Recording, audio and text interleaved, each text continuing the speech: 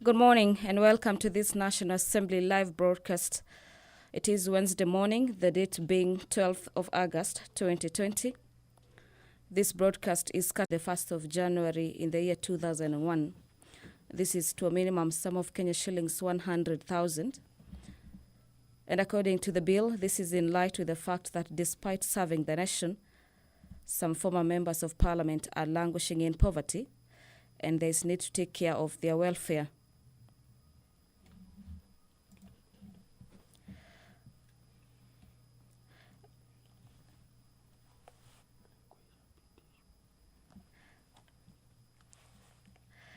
The chairperson, Departmental Committee on Sports, Culture and Tourism, will be tabling a bill on the county tourism, Senate Bills number 5 of 2019. The Care and Protection of Child Parents Bill, Senate Bill number 11 of 2019, is also lined up for tabling in this morning session.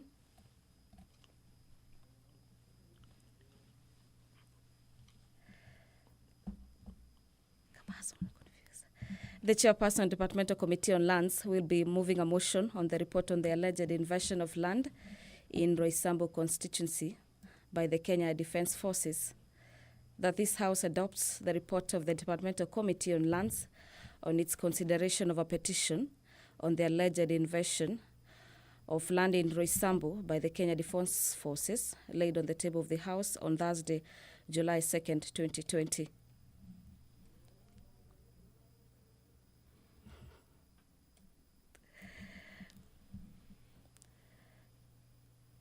Order number 7, questions.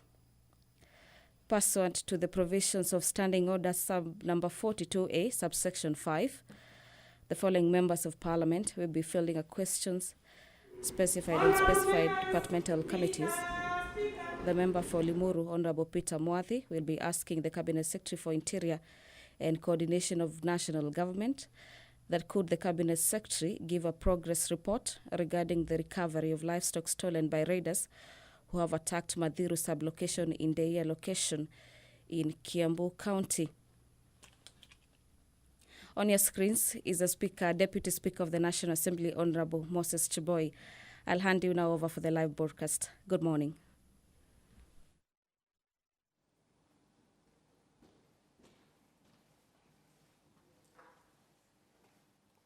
Honorable members, let's pray. Almighty God, who in your wisdom and goodness have appointed the offices of leaders and parliaments for the welfare of society and the just government of the people, we beseech you to behold with your abundant favor as your servants, whom you have been pleased to call to performance of important trust in this republic. Let your blessings descend upon us here assembled, grant that we treat and consider all matters that shall come under our deliberations in so just and faithful a manner as to promote your honor and glory, and to advance the peace, prosperity, and welfare of our country and of those whose interests you've committed to our charge. Amen.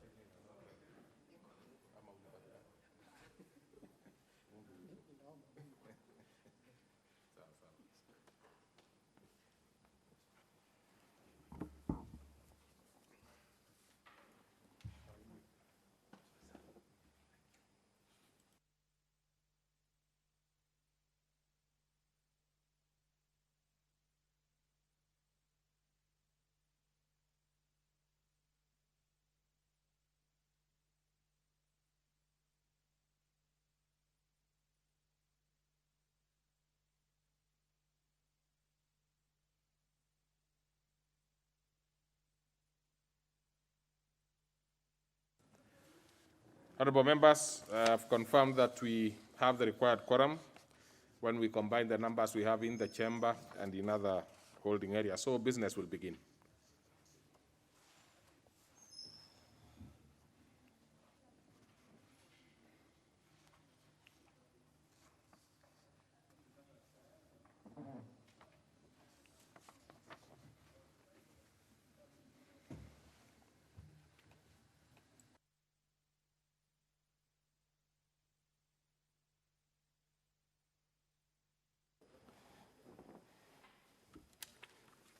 Order number 1, administration of oath. Order number 2, communication from the chair. Order number 3, messages. Order number 4, petitions.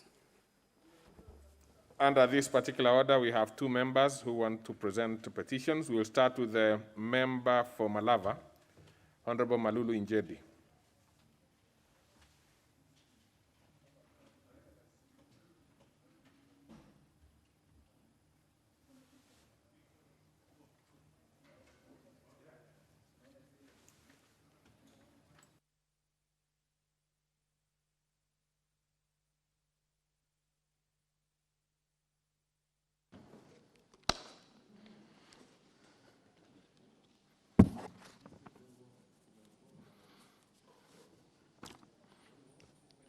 Thank you, Mr. Speaker.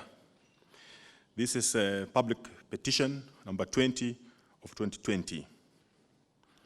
I, the undersigned, on behalf of the officials of Kenya Union of Sugar Plantation and Allied Workers, Kabaras branch, draw the attention of the House to the following. 1, that Article 41 of the Constitution provide that every person has the right to fair labor practices, which include the right to fair remuneration, the right to reasonable working conditions, the right to form, join, or participate in the activities and programs of a trade union and to go on strike. 2, that in spite of the above stated constitutional safeguards, West Kenya Sugar Company, one of the leading sugar companies in the country, has been subjecting its employees to unfair labor practices. Number 3, that since change of ownership of the company in 2007, the company has refused to employ its workers on permanent terms as required and has instead been using casualization and contracts to frustrate and exploit workers.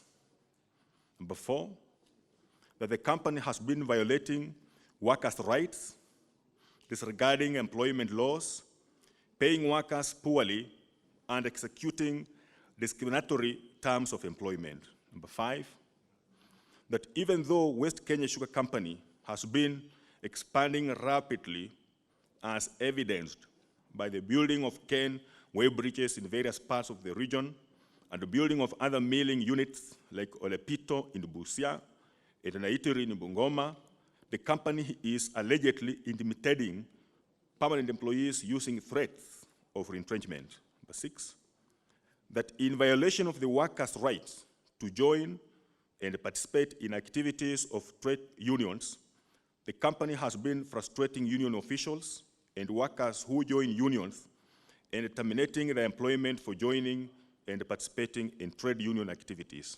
Number 7, that the company has illegally and unprocedurally terminated services of about 800 contract and cash workers in spite of having served the company for many years without following the due process of the law or respecting the rights of employees.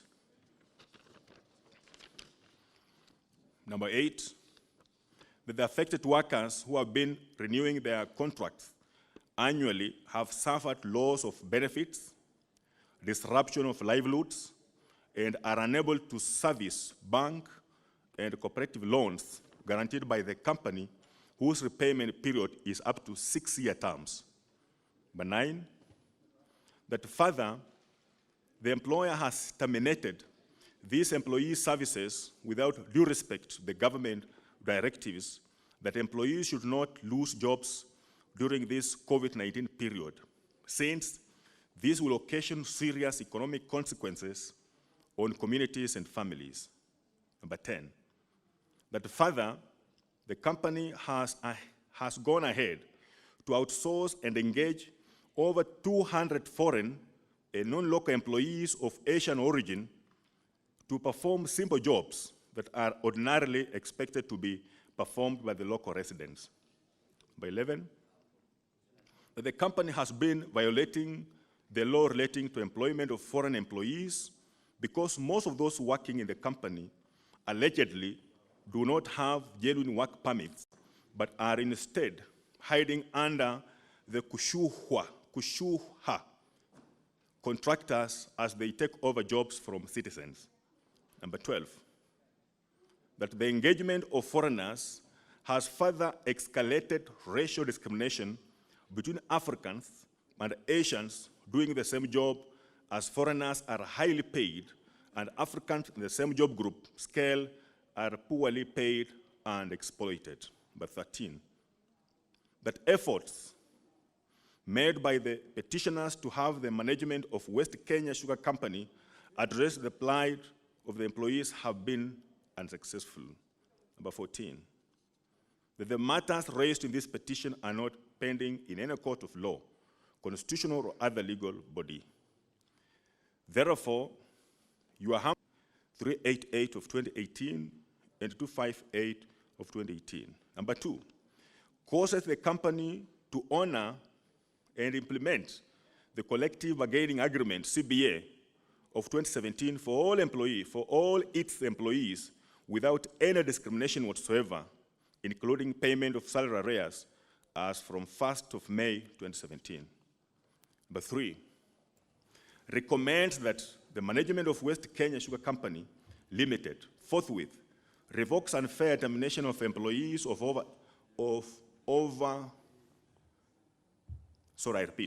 recommends that the management of West Kenya Sugar Company Limited forthwith revokes unfair termination of employment of over 800 contract and casual employees and varies their terms of employment from contract to permanent on account of having served for many years on contract terms. Number 4, inquires into the circumstances under which over 200 foreigners who do not have authentic work permits have been unprocedurally outsourced to perform non-expatriate work that would ordinarily be done by locals, and recommends annulment of their engagement. And finally, number 5, makes any other appropriate recommendations it deems fit in addressing the circumstances raised in this petition. And your petitioners will ever pray. Thank you, Mr. Speaker. Very well. Could give only two members actually to make any further on this one. Honorable Jomo Ashiali. Thank you, Honorable Speaker, for this opportunity. And quickly, Honorable Speaker, I would like to take this opportunity to thank Honorable Malulu Njendi for this petition. Mr. Speaker, as I heard Honorable Malulu go through the issues that are in West Kenya, I was wondering, as a country, what are we doing about the Sugar Task Force report? Has the report been implemented, Honorable Speaker? Because as a country, we keep on spending money to bring out a report that we eventually don't implement. Therefore, Honorable Speaker, as I thank Honorable Malulu, and I'm really praying that the Committee of Labor goes down to actually do a proper fact-finding, because there's even other issues about the sugar harvesting that Honorable Malulu has not mentioned. But my biggest question that I want to raise in this House, the task force report was received by His Excellency the President just the other day. And I'm sure if this task force report will be implemented, most of these problems that are coming up in the sugar sector should have handled. Thank you, Honorable Speaker. Wafula Wamunyinyi.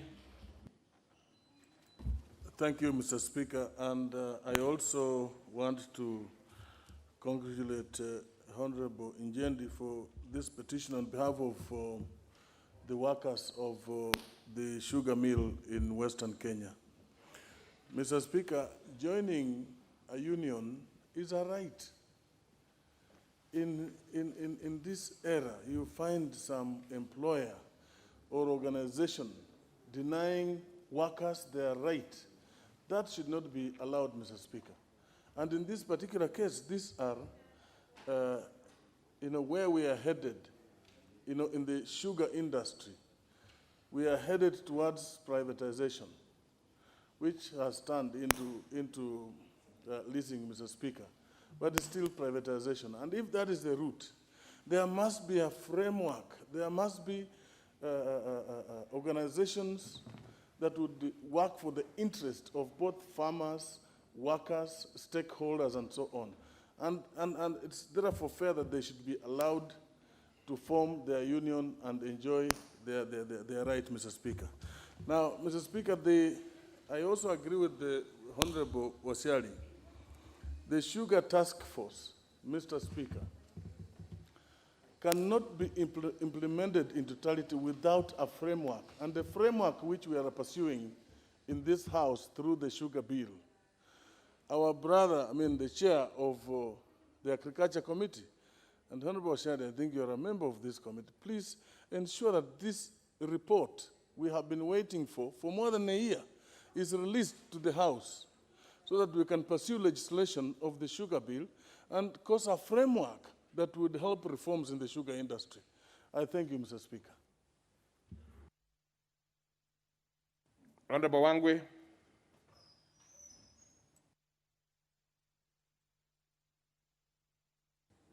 Thank you, Honorable Speaker. Honorable Speaker, allow me to appreciate the Member of Parliament from Malava, Honorable Malulu Injendi, for raising the concern of the plight of the employees of West Kenya. Honorable Speaker, Kenya is a sovereign state. We got independence and we are governed by our own self. Therefore, Honorable Speaker, for someone to come and purport to impress on foreigners, on us, or on our people, is something which is not supposed to be allowed in this era, Honorable Speaker. Therefore, I really want to stand with Honorable Malulu. When it comes to the Committee on Labor, once it invites the CS or any parties to that petition, Honorable Malulu, I'll stand with you. I want also to echo the sentiments of the Member of Parliament from Mias East, that the Sugar Task Force report needs to be really put to use. And Honorable Speaker, the only way most of the recommendations in the task force report, where I had a benefit of seeing it while being signed by the President, while being given to the President at that time, shall be implemented only and only if the bill, which is sponsored by the Member of Parliament for Kandui, is debated on this floor, Honorable Speaker. So my request is, let the Chair for Agriculture, where I was the deputy before, push the sugar bill to come to the floor so that we are able to really discuss it as a House, own it up, and make sure that the recommendations in the task force, which are very good and in favor of all of us, farmers, employees, and every party, is put to use. Thank you, Honorable Speaker. Very well.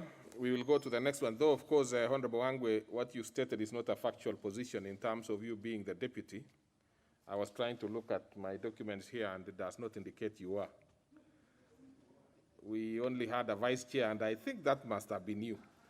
So let's proceed. The deputy is reserved very specifically for very specific seats.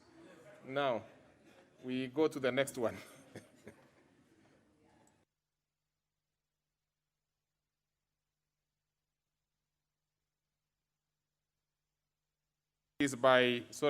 The next petition is by the member for Wajir East, Honorable Rashid Amin. You could do it from where you are seated, Honorable Amin. If you press your... let me find... What is the number of your seat? 41. 41 you have. Thank you, Honorable Speaker. I want to make a petition regarding the payment of salaries, areas for staff of the Postal Corporation of Kenya. I, the undersigned, on behalf of the employees of the Postal Corporation of Kenya, draw the attention of the House to the following: that Article 41 of the Constitution provides that every person has the right to fair labor practices. 2, that the Postal Corporation of Kenya, a commercial state enterprise operating under the Postal Corporation of Kenya Act 1998, is mandated to provide postal and financial services under the Universal Service Obligation. 3, that over the past 5 years, the state corporation has consistently posted a deficit in an increasing trend, which led to financial challenges, making it difficult to settle staff salary arrears. 4, that the COVID-19 pandemic has aggravated the situation with minimal postal activities. 5, that the state corporation is undergoing a serious financial crunch and constantly has not paid salaries to its employees since March 2020. 6, that the efforts made by the petitioners to have the state corporation address their plight have been unsuccessful. 7, that the issues presented in this petition are not pending before any court of law and constitution or legal entity. Therefore, your humble petitioner prays that the National Assembly, through the Departmental Committee on Information, Communication and Technology, 1, investigates the matter with a view to resolve the issues relating to delay in payment of salaries to the staff of the Postal Corporation of Kenya. 2, pursuant to the Employee Act, recommends that the Cabinet Secretary responsible for information, communication, and technology initiates a process of rescuing the Postal Corporation of Kenya from its current financial crisis. 3, make any other appropriate recommendation that it deems fit in addressing the circumstances raised in this petition. And your petitioner will ever pray. Thank you.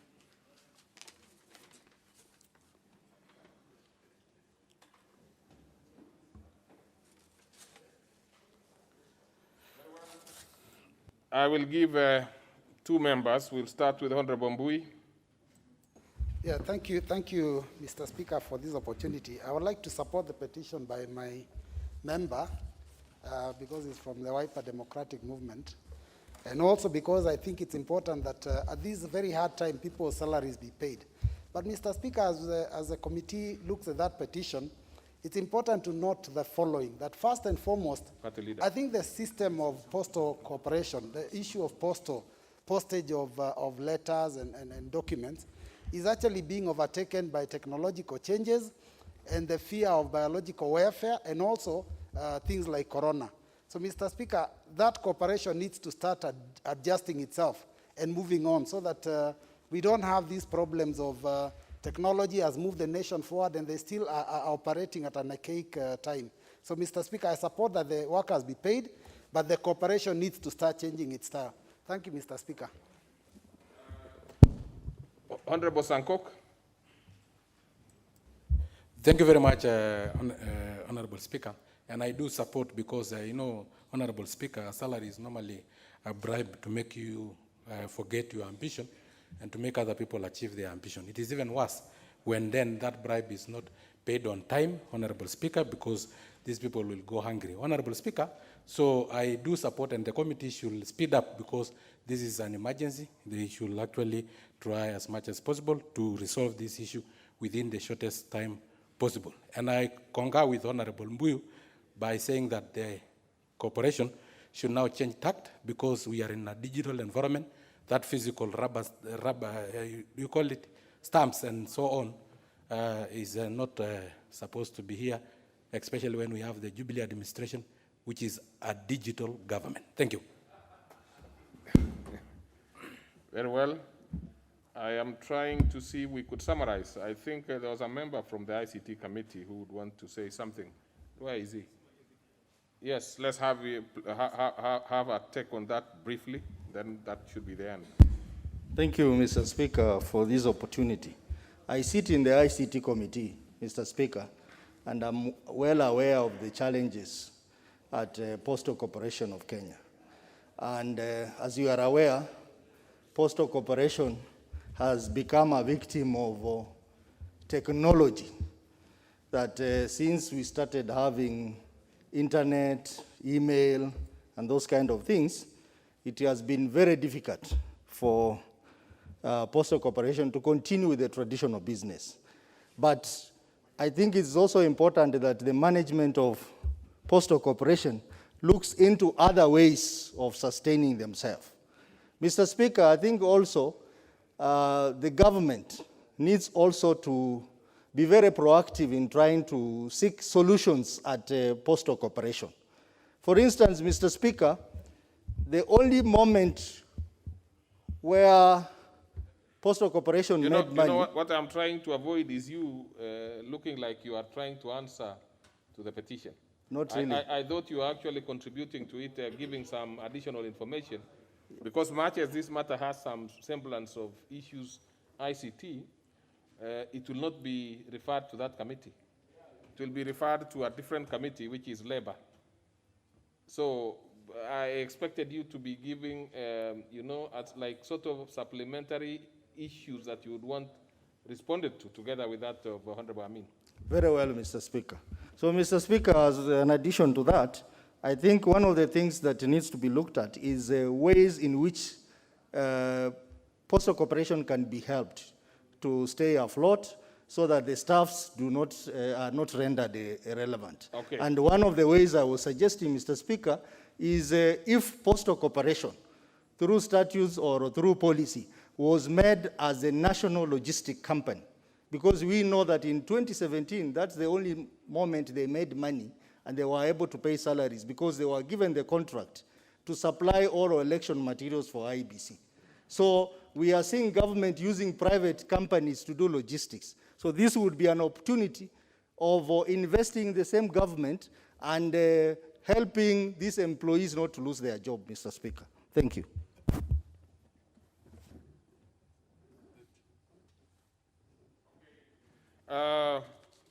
Looking at it, the member actually seemed to be interested in his petition going to ICT.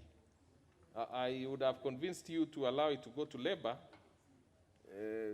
I do not know how the ICT comes in. I'm just trying to think aloud. I can see even the member himself had that interest. But let me refer the first one by Honorable Ijendi to labor. And then on this second one, if you are convinced, I think it should go there also. Yeah, so both of them go to Labor Committee. Yeah, because this is an issue of unpaid salaries. The ICT is actually an issue of competition. Yeah? And even ICT would not be helping you. ICT would actually be propagating for that competition because they would be happy to entrench, you know, digital platforms and so forth. So that one is, those two are referred to the Committee on Labor. So we go to the next order, please.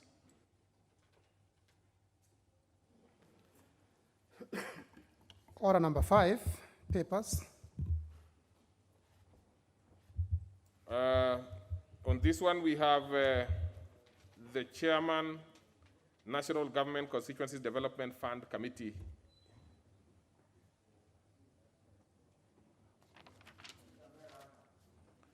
Now, you will have to wait for that there, Honorable Amunyinyi. We are discouraging members from being pastoralists in the House. Those who have chairs, stick to the areas you are, and then we'll only accord those members who are outside the chamber the dispatch box. Thank you, Mr. Speaker. Mr. Speaker, I beg to lay the following paper on the table of the House today, Wednesday, August 12, 2020, morning sitting. A report of the Select Committee on National Government Constituency Development Fund on its consideration of the County Wards Equitable Development Bill, Senate Bill number 34 of 2018. Thank you, Mr. Speaker. Very well. Then we go to the next order.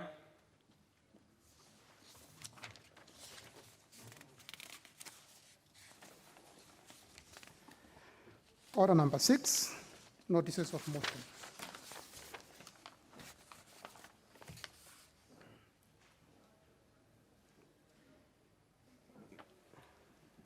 Order number 7, questions and statements. On this particular one, we have both private members, questions by private notice and ordinary questions, and we also have statements. So we'll start with the questions by private notice. And honorable members, also, you may note that there is also another question that is coming as a supplementary question, so we'll give that opportunity. But let's start with the honorable member for Limuru, Honorable Peter Mwadhi.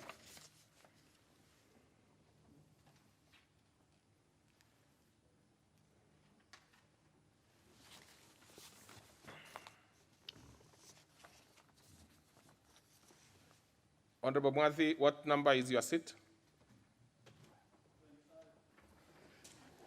Thank you, Honorable Speaker. And Honorable Speaker, I rise to ask question number 017 of 2020, question by private notice, which is as follows. Roman 1, could the Cabinet Secretary give a progress report regarding the recovery of livestock stolen by raiders who have attacked Meredo sublocation in their location in Limuru constituency on 2 occasions in the recent past, where one Charles Makumi Karanja, aged 28 years, was killed, several people injured, and livestock stolen. Roman 2, could the Cabinet Secretary also give the progress report on the arrest and prosecution of killers of the said Charles Makimi Karanja? Roman 3, given the prevalence of similar raids in Limuru constituency in the recent past, what measures are in place to avert looming clashes that may result from the growing tension between communities living along the border of Kajiado and Kiambu counties? And finally, Roman 4, could the Cabinet Secretary detail the long-term solutions being put in place to stop such raids? I thank you. I think I should allow you to actually read on behalf of the member for Kikuyu, the second one. But before we get out of it, just for clarity and to be sure that we are talking about the same individual, is Charles Makumi 25 or 28? Because in the order paper it's 25 years. Honorable Speaker, I think it was a typo. The young man is 28 years old. So it's good that it reflects the correct position, 28 years. Yes, sir. Now, you could also do the supplementary because it's the same thing from the member for Kikuyu. Thank you, Honorable Speaker. And pursuant to the provisions of Standing Order number 42B4, the member of Kikuyu has asked me to read the supplementary question with your approval, and which has been approved by the Speaker, which is as follows. Roman 1, what measures has the ministry put in place to ensure that the rustling incidents are brought to an abrupt end, that no further loss of life or injury to the residents of Kikuyu who reside along the border and tension east along the border of Kiambu and Kajiado counties?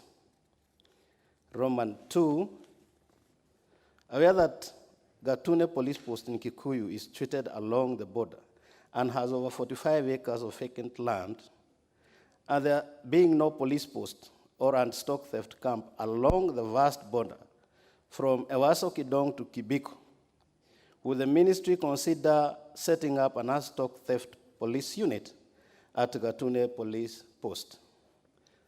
Roman 3, what measures is the ministry taking to compensate the people who have lost their livestock and or were injured in the rustling incidents?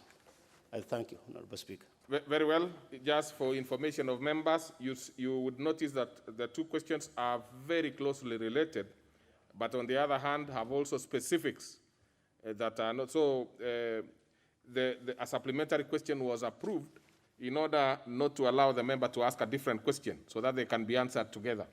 And I do not know if the chair, that particular committee on administration is in the House, but they will all be referred to that particular committee and will be answered together. Next order. Sorry. We go to the next question, which will be a question by ordinary, which will be an ordinary question by the member for Embakasi Central, Benjamin G. Mwangi, also occasionally known as a major.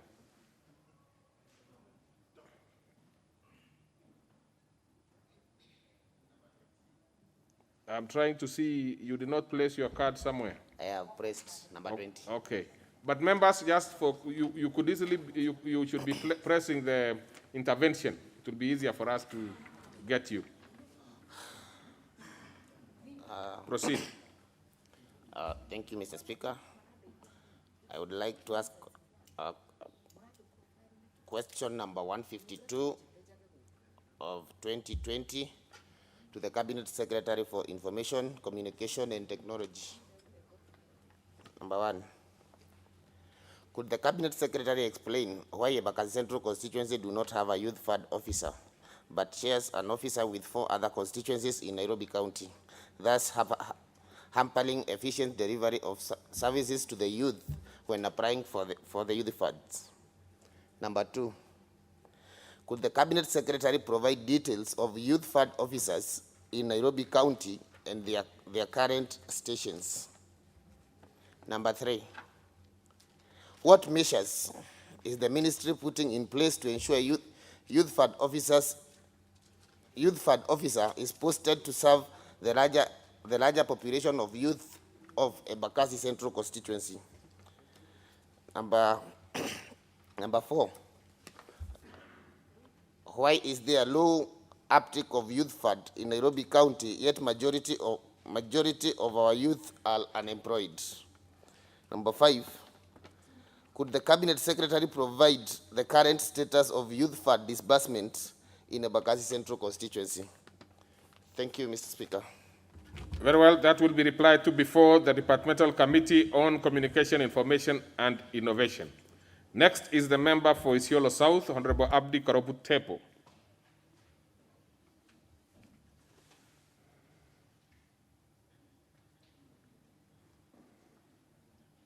I had asked members to be pressing the intervention slots, those who have questions.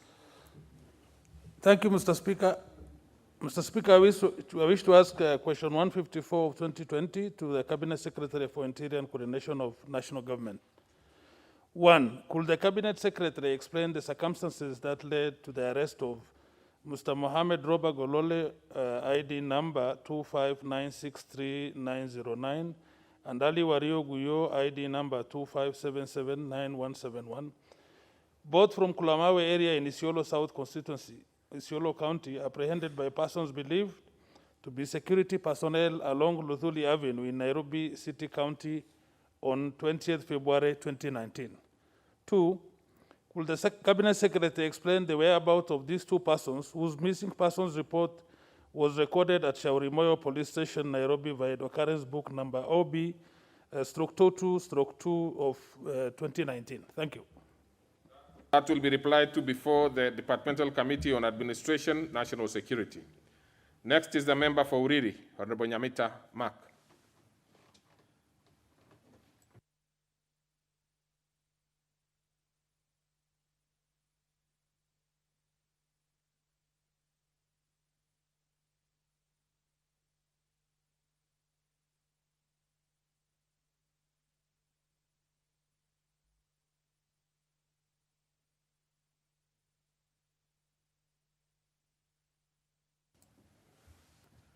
Honorable Nyamita. We go to the next one. Member for Sigawet Soin, Honorable Koros.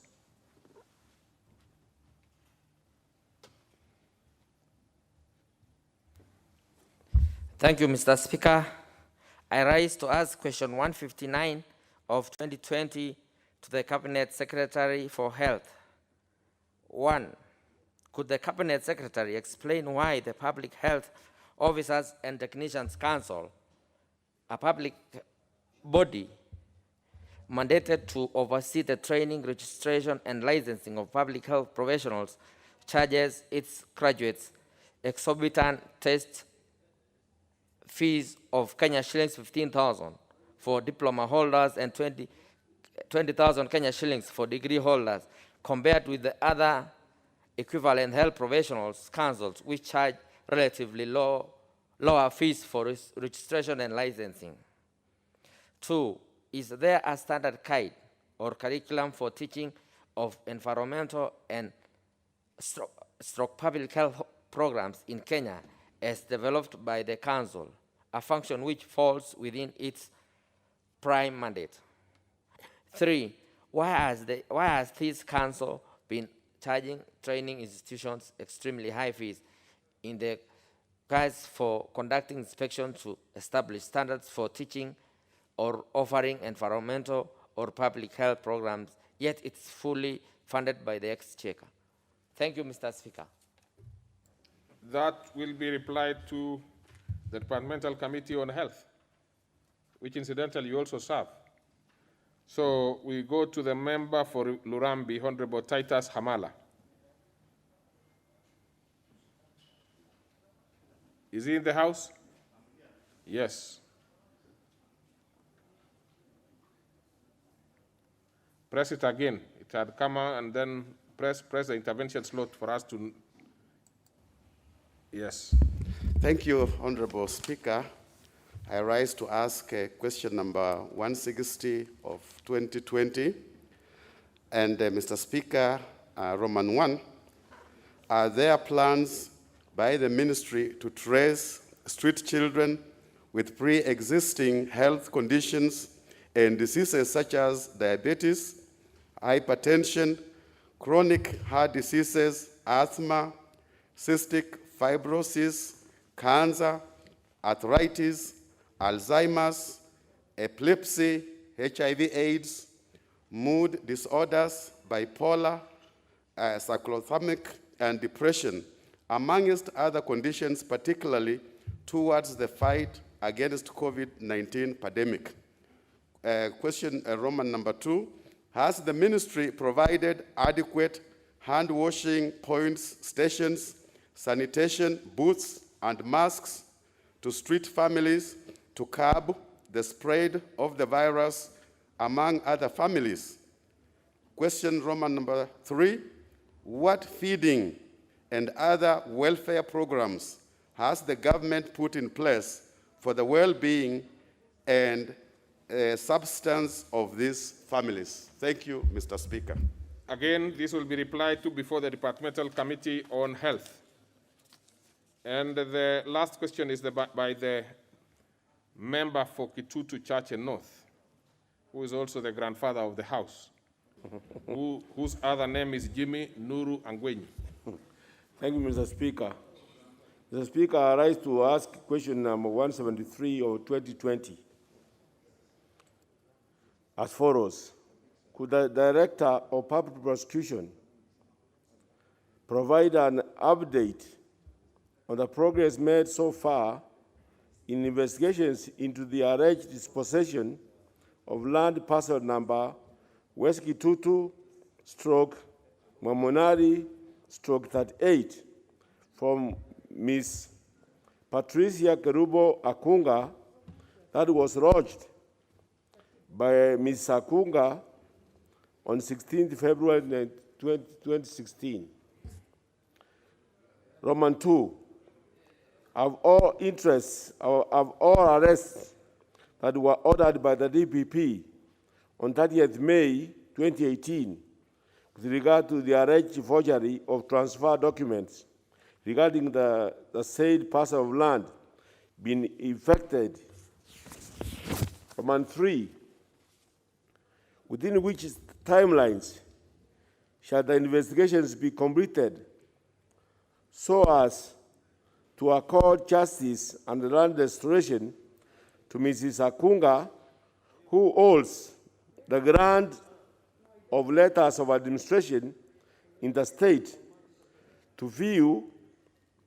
in view of the fact that the irregular and the illegal dispossession has left her and her family desolate and impoverished.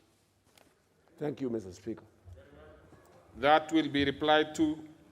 No, that is for written reply by the Director of Public Prosecution. For the question by Honorable Nyamita is deferred to another sitting. So we go now to statements, honorable members, and we'll start with the Chairperson, Departmental Committee on Labor, Social Welfare, and Social Welfare. Where is the chair? Honorable Mwadhi. Thank you, Honorable Speaker. The following statement was sought by Honorable Peter Katana, MP Kaloleni constituency, pursuant to Standing Order 44-2C, and this is in regard to disbursement of funds from the cash transfer program in response to the COVID-19 pandemic. We confirm that the ministry was allocated Kenya shillings 10 billion for purpose of cushioning the elderly citizens, orphans, and other vulnerable members of society from the effects. Order. Who are these members? Is that the member for Gilgil? Order. Let's give an opportunity, Honorable Mwadhi, to do what he's doing. Proceed, Honorable Mwadhi. Thank you, Honorable Speaker. Honorable Speaker, let me take that again. We confirm that the ministry was allocated Kenya shillings 10 million for the purpose of cushioning the elderly citizens, orphans, and other vulnerable members of society from the effects of COVID-19 pandemic. The funds were made available during Supplementary Budget 2 in the 2019-2020 financial year that was appropriated in March 2020. Given that this was already at the fourth quarter of the financial year, and in order to ensure that the deserving citizens were quickly identified, the Ministry of Labor and Social Protection worked closely with the Ministries of Interior and Health, multi-agency teams, both at the headquarters and field levels, leveraging on the institutional arrangements of Ministry of Interior through regional commissioners, county commissioners, deputy county commissioners, up to chiefs and Nyumba Kumi cluster heads. The inclusion of Ministry of Health through their community health volunteers was to ensure that the various Ministry of Health guidelines and protocols are adhered to so that the would-be beneficiaries are not exposed to COVID-19 effects during identification. The Ministry of Labor and Social Protection, via the county and sub-county officers, together with the constituency social assistance committees, other agencies and stakeholders, were critical in enhancing the credibility of the identification process. The multi-agency teams were guided by the following criteria. 1, households with a high poverty index and where the head or the breadwinner is disabled. 2, households with a high poverty index and where the head or the breadwinner is widowed. 3, households with a high poverty index and where the head or the breadwinner is a minor, and that's to say orphans or child-led households. 4, households with a high poverty index and where the head or the breadwinner is suffering from pre-existing medical condition, e.g. HIV, cancer, and so on. 5, households with a high poverty index and where the head or the breadwinner is mentally unsound and or vulnerable. 6, households not benefiting from other government support programs. And finally, majorly selected from urban informal settlements that are hard hit by coronavirus pandemic. The identification exercise was divided into 3 phases, namely, phase 1, which targeted those in the initial 4 lockdown countries of Nairobi, Mombasa, Kwale, and Kilifi, where a total of 85,300 were reached. Phase 2 targeted a further 17 counties of Nakuru, Kirinyaga, Meru, Kakamega, Embu, Kiambu, Nyeri, Uasin Gishu, Kisumu, Murang'a, Kajiado, Kisii, Machakos, Mandera, Tharaka Nithi, Nyamira, and Migori, which at the moment are having a total of 180,800 households identified into the program with additions from the upscale, which is phase 3. And the phase 3 has scaled up the program to 26 remaining counties of Baringo, Bomet, Goma, Busia, Elgeyo Marakwet, Garissa, Homa Bay, Isiolo, Kericho, Kitui, Laikipia, Lamu, Makueni, Marsabit, Nandi, Narok, Nyandarua, Samburu, Siaya, Taita Taveta, Tana River, Trans Nzoia, Turkana, Vihiga, Wajir, and West Pokot. Honorable Speaker, under this phase, the program seeks to introduce an additional 400,000 new households in the program. Currently, 75,858 of the intended 400,000 new houses have already been targeted into the program. The program aims at reaching a total population of 669,000 households across all the 290 constituencies in the 47 counties in Kenya. The current payroll figure stands at 341,958 households. Targeting is still ongoing for the remaining balance of 327,042 households into the program, who will be paid up to the first week of October 2020. Now, the disbursement of funds. Honorable Speaker, the State Department for Interior and Coordination of National Government has a contract with Safaricom for M-Pesa payment platform, where up to Kenya shillings 1,000 is transacted free of charges in their platform. Leveraging on this, the multi-agency team, which with the concurrence of the National Treasury, agreed that funds will be channeled through the State Department for Interior to the identified beneficiaries.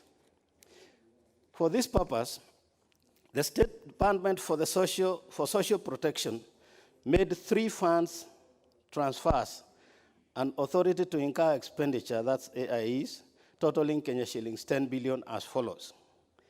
Phase 1, a transfer of 1.3 billion. Phase 2, a transfer of 2.4 billion. And phase 3, a transfer of Kenya shillings 5.64 billion. Honorable Speaker, the COVID-19 Response Fund Program is being implemented by a multi-agency team, which aims to cover all the 290 constituencies in the 47 counties. Enrollment and targeting of the phase 3 beneficiaries is still ongoing in the remaining 26 counties. Detailed analysis of statistical data on coverage and beneficiary distribution per county is being worked on and be ready once the registration of phase 3 beneficiaries is complete. Issue number 2 was, what are the mode or channel of disbursements to the vulnerable persons? Honorable Speaker, the money is disbursed to the enrolled beneficiaries through Safaricom M-Pesa system via beneficiaries' registered mobile number captured during registration. Beneficiaries are paid a weekly stipend of 1,000 by the State Department of Interior and Coordination of National Government. It is projected that this payment shall continue until the first week of October 2020. I thank you, Honorable Speaker. Thank you very much for that detailed statement. And I think because of how detailed it is, I do not see quite a lot of members who are interested in. But I could give the member who Let me give Honorable Danita Gatti. Mr. Speaker, I want to thank you for this opportunity, and I thank also the chair of the committee for that elaborate undertaking. Mr. Speaker, sir, the issue of cash transfer, especially in this period of COVID-19, Mr. Speaker, is an issue that has really brought a lot of, there has been quite a lot of mistrust, Mr. Speaker, and especially from our counties. Mr. Speaker, on this behalf, I speak for the county of Migori. Mr. Speaker, I have listened to the chair, and the chair, Honorable Mwathe, has basically said that the county of Migori, which is my county, Mr. Speaker, is in phase 2. And Mr. Speaker, one of the criteria that he has mentioned is the criteria of saying that this cash transfer is actually to go through, one of the criteria is basically to go to households that has persons with disabilities as the, the head or the, the breadwinner. And Mr. Speaker, on behalf of that criteria, there is persons with disabilities in this country. Mr. Speaker, I just came from my county, which is the county of Migori. And Mr. Speaker, I can authoritatively state that this criteria that is actually looking at persons with disabilities who are households, who are actually breadwinners, those categories, Mr. Speaker, is a category that is not, seriously considered. And Mr. Speaker, for me, as the member for persons with disabilities, Mr. Speaker, I would wish the chair to actually, maybe moving forward, the chair to elaborate how many of those households that have persons with disabilities as their breadwinners basically got the funds. Mr. Speaker, sir, the whole criteria of using, the Ministry of Interior, for me, Mr. Speaker, the Ministry of Interior trickles it down to the county commissioner, to the chiefs and the nyumbakumis. And Mr. Speaker, from experience, from my own experience, on behalf of persons with disabilities, the chiefs and the county commissioner and the deputy county commissioner, Mr. Speaker, they do not understand so well about persons with disabilities. And that is why, Mr. Speaker, sir, we members who went to the National Council, we said that the county commissioner plus the Ministry of Interior, Mr. Speaker, because that is a line that has been followed, should actually not only just use the chiefs. We must also use the officers of persons with disability, National Council, in counties so that they are able to identify their own persons with disabilities who are actually in the villages and not leave it to the chiefs. Because, Mr. Speaker, from experience, chiefs do not even understand this persons with disabilities. So, Mr. Speaker, having said that, I want the chair of Labour to basically, as we move forward, because I will also bring this question, to enable the chair of Labour to bring a breakdown of households that are headed by persons with disabilities that actually received this cash transfer program, Mr. Speaker, this funding, because they are not there. They are not receiving. Order. Honorable Danita, you have actually debated. I mean, you have... No, but it is a good presentation, Mr. Speaker. Only that persons with disabilities are not feeling the effect of that, the COVID funding, Mr. Speaker. Okay, thank you. Order, who is this member who is not keeping social distance? That must be honorable member for, well, I can't see, but it's a member with a black face mask. I can't be able to note him. But whoever it is, please keep distance from the leader of majority. You must protect the leader of majority, by all means. Now we go to the next member, the last one on this, member for Gilgil.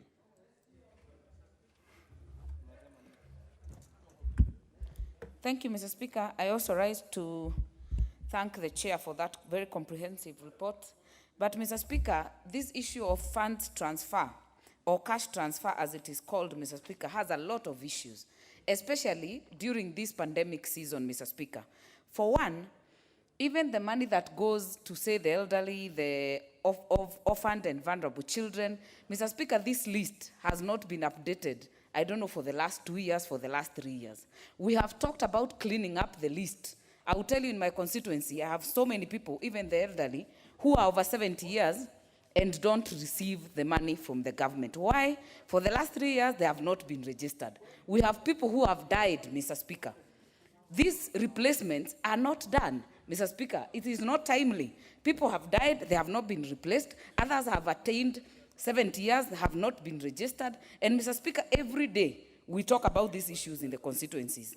This, the chair, Mr. Speaker, therefore, needs to actually explain to the House or table to the House when was the list last updated, why is it not done periodically and consistently, and Mr. Speaker, more importantly, this issue of people going to queue to get their monies, especially my constituency, you'll know when their elderly are going to pick their money, they queue a whole day, then they still don't get it. Okay. This M-Pesa needs to be done properly so that they don't have to come all the way from Congasis to come to town to take the money. You spend 1,000, you have not eaten, and you still get 4,000 to go home with. I think it needs to be done very well, Mr. Speaker. And the issue of persons with disabilities, to support Honorable Denita Gatti. We have children, we have caregivers that have children with disability. I have a family in my constituency, somewhere called Karunga, in Shokereria. She has 3 disabled children. That mother cannot go to work, cannot go to get money to feed these children. But if you consider that you'll only give the homesteads that are led by a person with disability, where do you leave these other ones? How do they take care of these persons with disabilities? How do they take care of these children? That criteria must be challenged. It should actually be focused to not only the breadwinners, but even the children and caregivers of people with disabilities. Okay. That, Mr. Speaker, will make more sense. Thank you, Mr. Speaker. Well, I hope the Chair Labour has noted all those issues, the issues of people with persons with disability, and the issue of also the timely disbursement and changes when any changes occur, including death. I think, members, that should be enough, really. I can see there's quite a lot of interest in this particular one. So I am trying to, let's have the member, top here is Honorable Amalwa. Where is he there? Thank you, Mr. Speaker. Mr. Speaker, first and foremost, I really want to thank the chairman. And let's be brief, Dr. Amalwa, so that we... Yeah, that's true. I don't have much to say, Mr. Speaker. I even suspect that your voice is not very clear today, having seen what you are doing during the weekend. Proceed. During the weekend, Mr. Speaker, as the Luya Nation, we are undergoing through circumcision ceremony, so I was busy at home with my people. Mr. Speaker, this issue of cash transfer, it is something that is very important, Mr. Speaker, that the committee should look at the issues of timely disbursement. And we should change the methodology of disbursement, Mr. Speaker. When you go to other jurisdictions, for example, in the US, where they give money, this issue of cash transfer, we should use the M-Pesa. M-Pesa, Mr. Speaker, has stood the test of the times. This is the best timing so that we avoid the elderly people and even the people who are disabled for traveling 20, 40, 100 kilometers. It doesn't make sense, Mr. Speaker. You spend 2,000 on transport to go and get the 3,000. So we should look for a framework. Maybe they can partner with Safaricom or Airtel for this disbursement so that it's convenient to be to the village as much as possible, Mr. Speaker. Okay. Otherwise, it's a good initiative, and we appreciate it. I thank you. Honorable Masara, and by the way, honorable members, you are asked to keep social distance and use your masks, even at home, because it has direct effect on you are coming back here. So even as you do whatever you are doing, Honorable Amalwa, if you have to be the one leading and becoming the soloist, you must be as far as possible from the rest of the community. Thank you. Proceed, the Honorable Masara.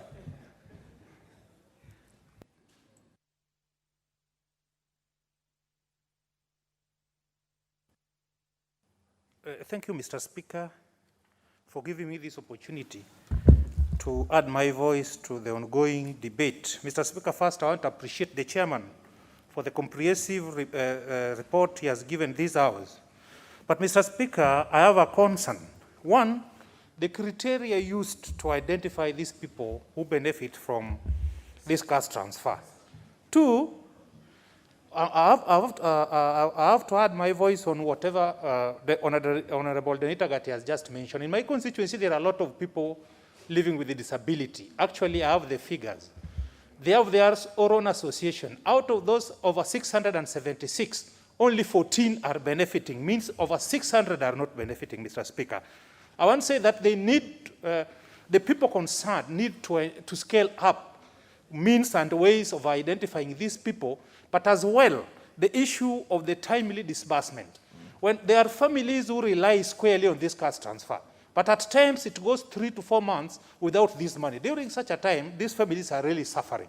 Okay. I'm proposing that in future, maybe committees should be established within sub-counties to be monitoring and updating the National Committee on the same. But above all, on the issue of registration. Okay, okay. Thank you, Mr. Speaker. Okay, Honorable Iringo, very brief so that we can... Thank you, Mr. Speaker. I don't want to repeat what my colleagues have said because whatever points they have raised, Mr. Speaker, are very pertinent. But, Mr. Speaker, let me emphasize the fact that despite that this fund is quite welcome and it really assists our vulnerable people in the community, the mode of identifying these people is the very wanting, and especially those officers who are supposed to do it, Mr. Speaker. Mr. Speaker, as many have said, we have got a problem whereby there are people who are almost now 90, but they have never been captured in the data. Mr. Speaker, there are others who are already dead, but their money comes in, and the staff, which the minister uses to censor these people, Mr. Speaker, they are so limited that they cannot cope with the volume and what is happening on the ground, Mr. Speaker. Okay. Mr. Speaker, the mode of enrollment should be changed, and Mr. Speaker, we need a committee which needs to be sitting and look at each and every constituency and its needs. But if we leave it to the people at the OP, Mr. Speaker, we shall be having funds, but these funds will never be getting to the right people, Mr. Speaker. Okay, okay. Honorable Limo, I don't think you are ready on this one. You only placed your card. Why you? This was a different one. So we go to, I will finish with the the leader of minority. Leader of minority. Mr. Speaker, I was just sharing with Honorable Nikal when he was in charge of this program. And I remember I forced them to move the amounts from 1,500 to 2,000 through a motion. Mr. Speaker, the intention of this cash transfer was very noble. But the way it is being implemented is a challenge. So we should deal with the challenge. I have this suggestion to make to the chair of the committee. One, the committees exist. There are constituency committees, only that they are being ignored by the executive in terms of implementation. Could you please work with the ministry to make sure that these committees are not ignored? Finally, I don't think it is too difficult. Even if we are to do away with paperwork, it is possible that as people who oversight these funds and people's representatives, you could get email address for each member of parliament so that the ministry gives updates anytime 2,000 members or 1,000 members in my constituency receives the money. That information, I should have it to know whether these people really exist and whether they're the people who deserve. Because really, it may not be difficult for a member of parliament to know whether the members being given this cash transfer is able to, people who are given this cash transfer are able or not. And that is, we would be doing it as an oversighting function. The executive can implement, they can do what they want, they can pay after every 3 months, but give that information to us as people's representatives. Thank you, Mr. Speaker.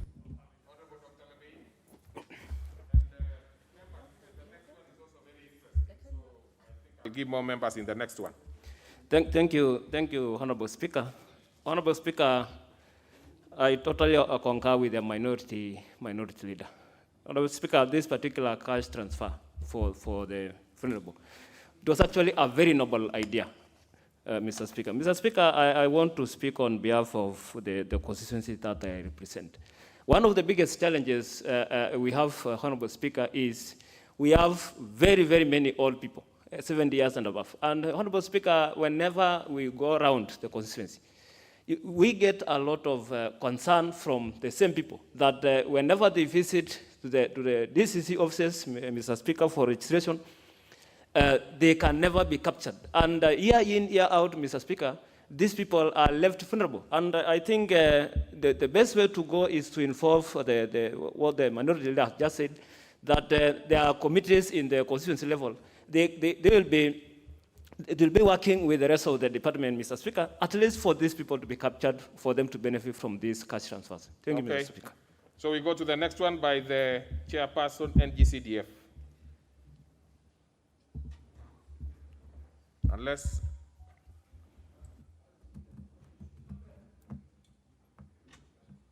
NGCDF is not there.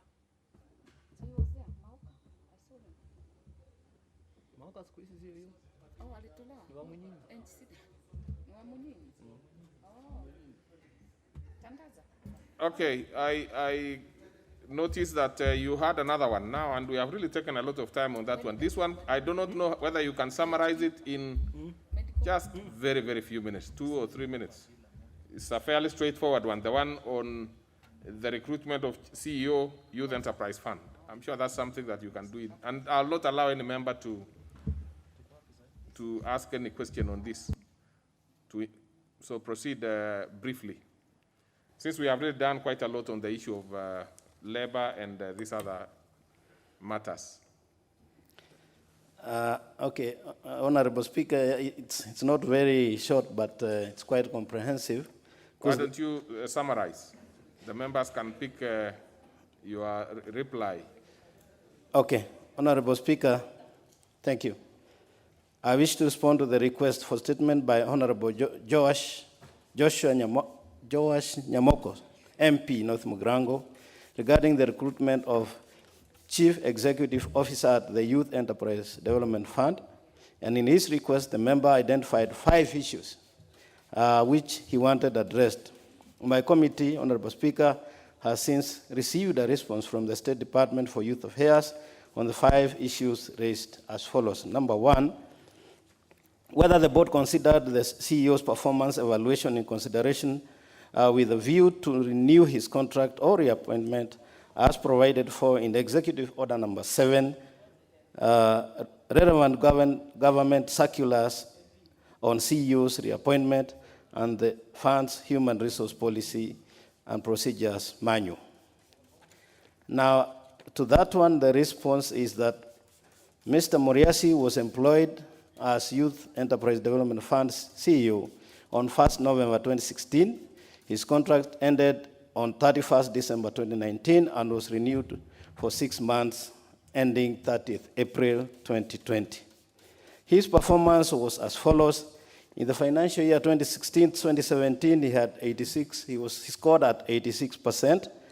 In the following financial year 2017-2018, it was 89.51, and subsequent financial year 2018-2019, there was no evaluation done. However, Honorable Speaker, Mr. Muriasi did not avail any minutes to help the board determine why the previous board did not renew his contract. So in addition to this, since the inception of the current board, there has been a full 10 sets of minutes that have been kept in record in the fund's office. This exposes the board to having their decision challenged, as the minutes are the main record of board deliberations and resolutions. Honorable Speaker,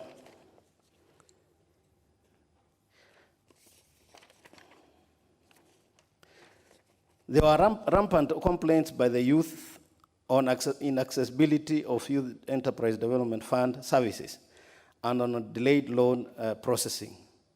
Number 3, there was noted underperformance in the fund's core mandate of lending during the period Mr. Muriasi was CEO. Number 1 on that is that failure to meet loan disbursement. And I want to give some examples that in the financial years 2016-2017, there was a target to disburse 914.5 million, where only 352.7 was disbursed, and that translates to 38%. I will table this. So the next disbursement was at 65.2%. The next after that, which is year 2018-2019, was 39.6%. And the fourth one was at 55.9%. Honorable Speaker, item B, exclusion of many parts of the country from the fund services. Many parts of the country were excluded from the fund services as follows. Again, I give an example, and there is Annex 1, 2, and 3, which members can see, that in the financial year 2017-2018, there were only 34 constituencies which received the funds. These were 34 constituencies not financed at all, but 94 received less than $1 million. In the following year, 57 did not receive, and 133 received less than $1 million. And the subsequent year, 51 did not receive, and 120 received less than $1 million. Those are contained in the annexes with the reasons. As to issue number 2, whether the extension of the CEO's contract for a period of 6 months after successful serving in his term was legally justifiable, and the response is the current board was appointed on 16th October 2020, just 2 weeks to the expiry of the contract of Mr. Muriasi. The board had at its disposal 2 options over this matter. Number 1, either to renew his term or decline to renew and appoint another officer. However, the board did not have adequate information to inform any of these 2 decisions during its 70th full board meeting held on 31st October 2019. The same day Mr. Muriasi's contract was ending, the board resolved that the CEO's contract be extended for a further period of 6 months, effective 1st November, to allow board time to review his performance prior to determination of reappointment. Issue number 3, as to whether there existed possible conflicts of interest among the board chairperson and members during voting in the matter of contract, renewal, and reappointment of Mr. Muriasi. And the answer to that is that there was no conflict of interest other than him as the CEO who declared interest on the agenda 11 as the same was on his reappointment. Issue number 4, as to whether the board blatantly ignored advice from the Inspectorate of State Corporations and National Treasury on procedures in reappointment of public entity officers or CEOs. The representative of the Inspectorate of State Corporations and the representative of the PS, National Treasury, were both at all meetings when the renewal of the contract of Mr. Joas Muriasi Arabu was discussed. In addition to this, the options of both members was sought. In addition to this, the opinions of both members was sought during the meeting and recorded extensively within the minutes. And the final issue, number 5, whether the current board complied with the Youth Enterprise Development Fund Order number LN63 of 2007 and relevant government circulars and guidelines regarding appointments of board chairpersons and independent members, and is it competent to make objective resolutions regarding Muriasi's request for reappointment. Now, legal order number 63 of 2007 provides the board composition as contained in the statement.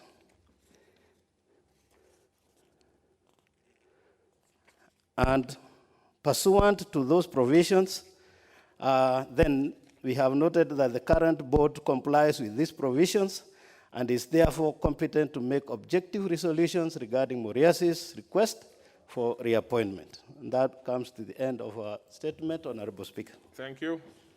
I could only allow the Honorable Josh, if he is in, because he's the one who requested for the statement. So he's not in, so we proceed to the issuance of statements. The previous 2 were responses to statements. Now we have issuance of statements by the Select Committee, NGCDF. Is he in? Is he ready? He was in a few minutes ago. So then he could do it in the afternoon. Let's go to, on this one of Kazim Tani, Honorable Chair, are you also prepared on this? You could do a brief one.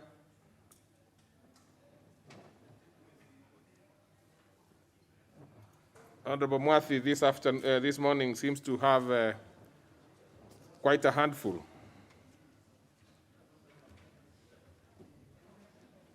So the one by the chairperson, NGCDF, is to be responded to in the afternoon. Is to be issued, sorry, in the afternoon. What is your point of order? Is that Honorable Danita? Or who is that? Oh, yes, sorry. Honorable Professor, I can see actually your card. Honorable Professor, what's your point of order? Honorable Speaker, I want to raise that it would be in order that when a member requests a statement, they are informed that their statement will be responded to.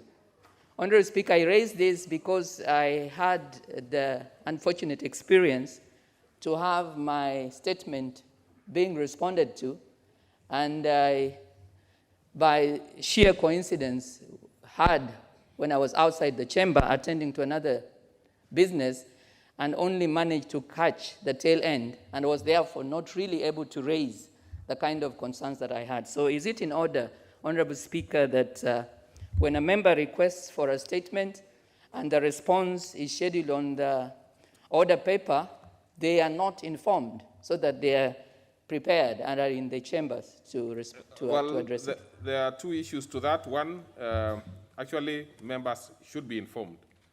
But also, most importantly, members must also be able to track the statement request they make. Is easy because if you are able to ask from the offices that are concerned here, you will be able to be told when your statements are going to be responded to. But it's a genuine concern. It is something that needs to be addressed one way or the other. But members are also encouraged to be keen with whatever they request and ask in the House. Okay, so let's have a Honorable Mwathi. And probably in future, we would be asking whether the members are in the House, despite the fact that, once a statement has been requested, it becomes a property of the House. But we probably would be asking if they are not in, then the statement will be deferred. That is a real possible option. That also will disadvantage the members, but it is always better to make sure that they are here to pursue their question or statement. Honorable Mwathi.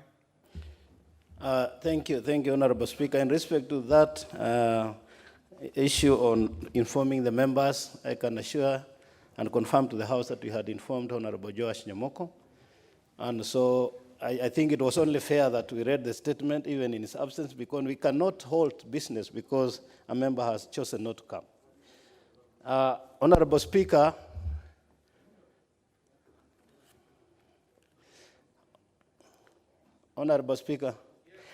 I request for your indulgence that if you allow me, that I can read this statement on Kazim Tani in the afternoon. Okay, but I really have to confirm whether, the afternoon session could easily be packed in terms, but let's put it to another sitting and look at whether there is an opportunity in the afternoon you can do it. Makes sense. Only that it's quite important for members because there are so many questions regarding Kazim Tani. Okay. And I was waiting for a few details which are coming. Afternoon it is. Thank you. Thank you, sir. All right. What is it, Honorable Tiren? What's your point of order? Thank you, Mr. Speaker. I'm seeking directions on the crops tea industry regulations 2020.